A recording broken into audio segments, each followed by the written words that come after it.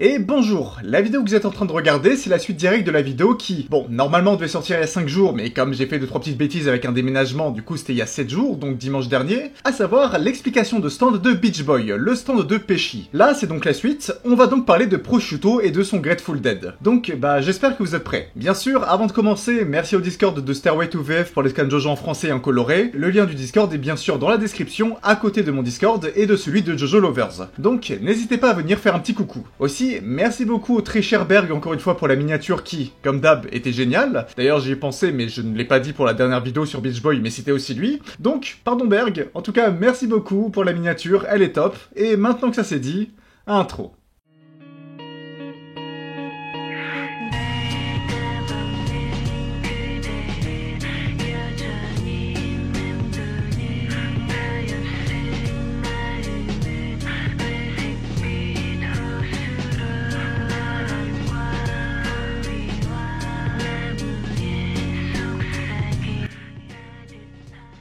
The Grateful Dead. Alors déjà on va partir sur une basse scène, je ne sais pas pourquoi, j'ai un blocage mental avec ce stand. En fait, je n'arrête pas de l'appeler The Grateful Death. Et ça c'est un problème que j'ai genre depuis des années, au même titre que Gold Experience, je l'appelais Golden Experience. Bon, maintenant je fais attention, mais je suis persuadé que si on retourne sur une de mes anciennes vidéos, eh bien il y a un monde où je l'aurais appelé The Grateful Death. Bon, au moins c'est pas un si gros crime que genre dire Jolene, hein, et pas Jolene.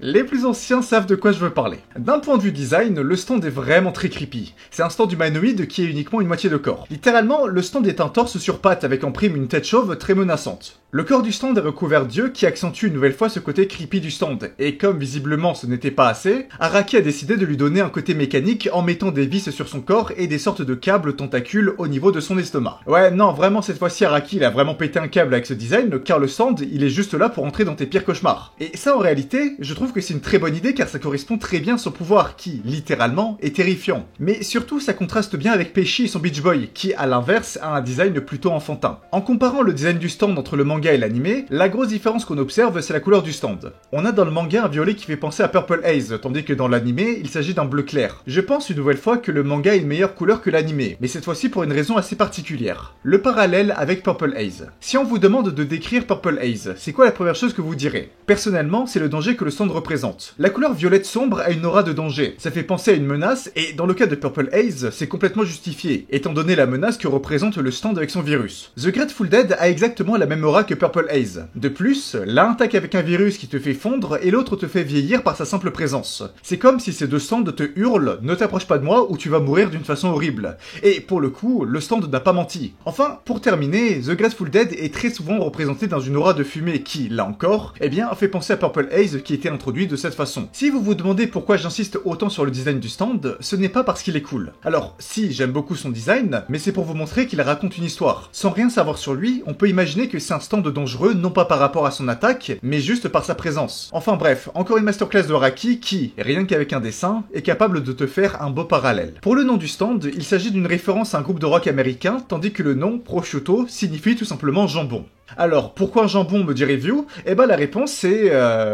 j'en ai strictement aucune idée. Autant Pesci et Beach Boy, ok j'ai le lien, mais pour Prosciutto, je ne sais rien. Peut-être que Araki voulait faire un mélange poisson-viande pour ce duo? Non, vraiment je ne sais pas, donc je ne vais pas vous dire de bêtises. On passe maintenant aux attaques du stand, le vieillissement. J'en ai parlé rapidement dans la description, mais le pouvoir du stand repose sur un vieillissement accéléré. The Grateful Dead peut donc, dans une très grande zone, faire vieillir toutes les personnes qui sont trop proches du stand. On n'a pas la portée exacte du stand, mais étant donné que durant tout le combat, le stand se trouvait dans un train et qu'il a affecté tous les passagers du train, on peut facilement imaginer que sa portée est de au moins un train de rayon. Et spoiler, c'est colossal. Ça fait clairement penser à Green Day qu'on va voir bien plus tard dans la partie qui possède un stand du même style, avec un rayon d'action colossal. Et tout comme pour Green Day, il est très compliqué de se défendre de The Grateful Dead. Voyez-vous, le vieillissement accéléré de The Grateful Dead va avoir un impact à la fois sur la peau, les muscles, les os, bref, sur tous les tissus du corps. De cette façon, la victime va subir toutes les blessures liées à l'âge, que ce soit la peau qui développe des rides et qui carrément part en lambeaux, les extrémités des doigts qui commencent à nécroser, les os et les articulations qui s'atrophient et qui empêchent empêche la victime de se déplacer, et enfin des problèmes neuronales. Autrement dit, plus tu es affecté par le stand et plus tu es en danger, car autant au début du vieillissement il est possible d'agir en courant ou en faisant autre chose, car après tout, eh bien la masse musculaire de la victime est encore importante, mais à partir d'un certain stade, la victime devient trop affaiblie pour pouvoir faire n'importe quelle action. Et à partir de là, le combat est perdu d'avance. The Grateful Dead, c'est une arme de destruction massive. Une arme de destruction massive, certes, mais surtout une arme très dure à détecter. Au début du combat, quand Prosciutto activait son stand, presque toute la bande de Bucciolati était neutralisée avant même que le combat n'ait pu commencer. Et c'est ça la vraie force du stand. Un stand qui est capable de neutraliser toute une zone à lui tout seul de façon discrète. Mais alors, quelle est la faiblesse du stand? Eh bien, même si le stand est vu comme ça pratiquement invincible, le stand a une faiblesse. La température. Le vieillissement de The Grateful Dead est impacté par la température de sa victime. Plus la victime est chaude et plus le vieillissement sera rapide. A l'inverse, si la victime est capable de refroidir son corps, le vieillissement sera ralenti, voire carrément annulé. Là, vous voyez, en disant ça, on peut dire que bon, il est très simple de contrer le stand. Que au final, certes il est très puissant, mais qu'il est possible de le contrer relativement vite. Et vous voyez, je ne suis pas d'accord. Je ne suis pas d'accord pour deux raisons. Tout d'abord, il faut y penser. Sincèrement, vous êtes en train de vieillir à vitesse grand V sans savoir pourquoi. Bon, si vous savez que c'est à cause d'un stand, mais à quel moment vous vous dites « Ah, je dois vite trouver de la glace pour me refroidir ?»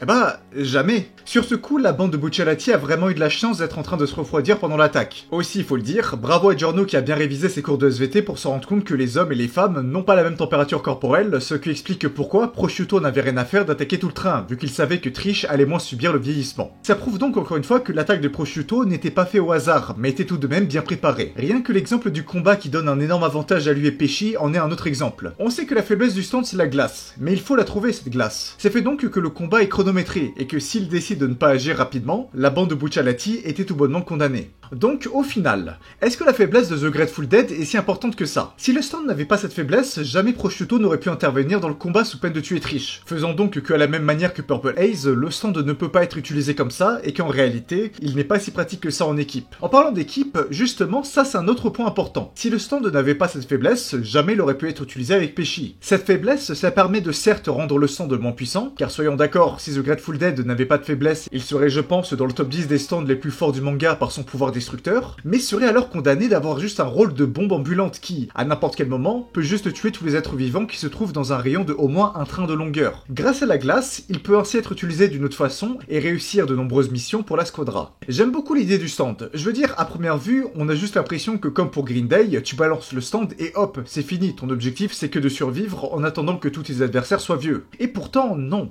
il est capable de tellement plus. Et ça, on va le voir justement avec le combat. Je ne vais pas entrer à fond dans le combat car je vous le dis, ça va être le sujet de la prochaine vidéo qui portera littéralement sur tout le combat. C'est la première fois que je fais ça, mais écoutez, je pense sincèrement que c'est l'un des meilleurs combats du manga, donc bon, de temps en temps, faut bien mettre la lumière sur des trucs qui passent parfois un petit peu sur le côté. Alors, pourquoi Prosciutto a perdu? Eh bien, comparé à Pesci qui, comme je l'ai dit dans la vidéo précédente, a perdu car il a mal joué à un moment et la bande de Bucciolati a vraiment très bien joué, là pour Prosciutto, j'ai envie de dire que franchement, s'il a perdu, c'est uniquement parce que la bande de Bucciolati a vraiment très bien joué. Bon, aussi parce qu'à un moment il les a un petit peu sous-estimés, mais c'est surtout parce que la bande de Bucciolati a vraiment fait très fort. Déjà, le plan de base qui, soyons d'accord, est l'idée de Prosciutto. Il était très bon. Utiliser son Grateful Dead pour attaquer tout le monde sans pour autant mettre Trish en danger, c'est un 10 sur 10. De plus, et c'est là que Prosciutto a extrêmement bien joué, il a combattu avec son duo. Alors, combattre avec son duo, franchement, on peut le mettre entre parenthèses car il a plutôt laissé Pesci faire sa part du travail et l'a couvert, mais comment me direz-vous? Voyez-vous, une compétence du centre que je n'ai pas mentionné, c'est que Prosciutto est capable de se faire vieillir ou non. Il savait que jamais au grand jamais, la bande de Bucciolati allait attaquer des civils, donc il s'est fait passer pour l'un d'eux et a tout simplement attendu que l'un de ses adversaires baisse sa garde pour l'attraper. Le vieillissement de The Grateful Dead, comme je l'ai dit tout à l'heure, affecte les tissus du corps humain. Par contre, il ne fait pas grandir au sens strict. Ce que je veux dire par là, c'est qu'un enfant ne va pas devenir un adulte, il va rester un enfant, mais avoir l'apparence d'un petit vieux. Autrement dit, se faire vieillir soi-même pour ensuite revenir à son âge de base, ce n'est pas dangereux pour Prosciutto, et du coup, accessoirement,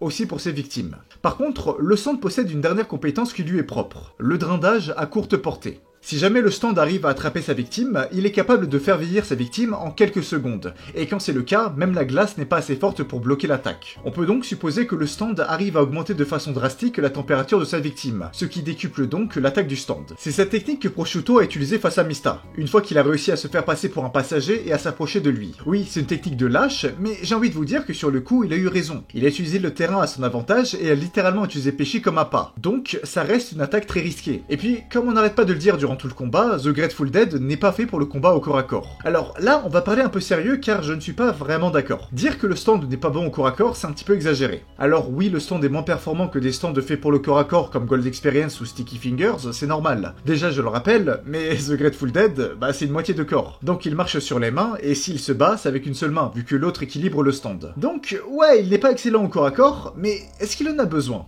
Eh bien, pas du tout. Le rôle du stand, c'est de bloquer une grande zone, et dans le pire des cas, attraper sa victime. Oui, pour attraper sa victime ou pour se défendre, il faut que le stand performe un minimum, mais je vous rappelle qu'à cause de son pouvoir, tous ses adversaires sont des vieux. De cette manière, il est capable de rivaliser, voire de carrément surpasser Sticky Fingers grâce à l'âge de Bucciolati. Encore une fois, Prosciutto gagne ses duels non pas parce que le stand est un monstre au corps à corps, mais parce qu'il combat des petits vieux qui ont des stands affaiblis. Bref, il combat parfaitement en utilisant les forces de son stand. Mais alors, comment il a perdu? Eh bien encore une fois, Bucciolati et Mista ont fait un travail de fou. Le fait que Mista ait réussi à survivre à 3 balles dans le crâne et à faire semblant qu'il s'est fait tuer, ça a tout simplement sauvé le combat du côté de Bucciolati et compagnie. Le rôle de Sex Pistols en tant que support dans le combat est juste colossal. Bucciolati de son côté, il a tout simplement protégé Trish et compagnie en littéralement entraînant Prosciutto hors du train dans une attaque suicide. Non, vraiment, en voyant qu'à cause du vieillissement, il n'avait pas vraiment l'avantage au corps à corps face à Prosciutto, il a juste décidé de dézipper la moitié du train pour faire une sorte d'attaque suicide qui a vraiment pris de court tout le monde. Et le pire, c'est que le pari a fonctionné. Grâce à l'aide de Sex Pistols et en retournant le sang de Pesci contre Prosciutto, Bucciolati a juste dominé la fin du combat. Vraiment, je le dis, mais pour moi, quel que soit le côté que l'on regarde, tout le monde a vraiment très bien combattu dans cette confrontation.